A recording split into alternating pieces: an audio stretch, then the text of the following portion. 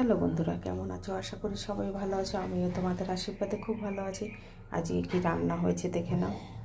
এই যে আলু সিদ্ধ দিয়েছি নিম পাতা দিয়ে আর শুকনো লঙ্কা দিয়ে তেল দিয়ে একটু মাখাবো। আর এদিকে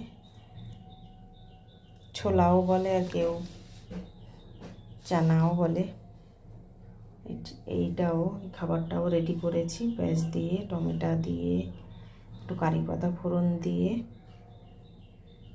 ছোলাটা সেদ্ধ করে নিয়েছিলাম আগে। আর এই যে মাছের ঝোল করলাম আলু দিয়ে।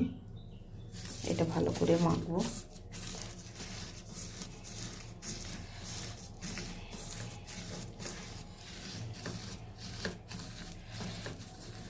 লঙ্কাটা ভালো করে একটু নুন দিয়ে মাখাতে হবে। এটা চটকে চটকে এখন মাখবো। নিম পাতাটা একটু টেলে নিতে হবে।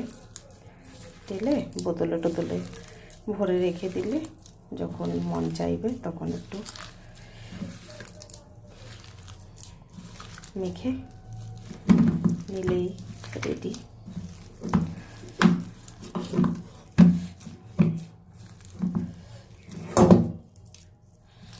এই যে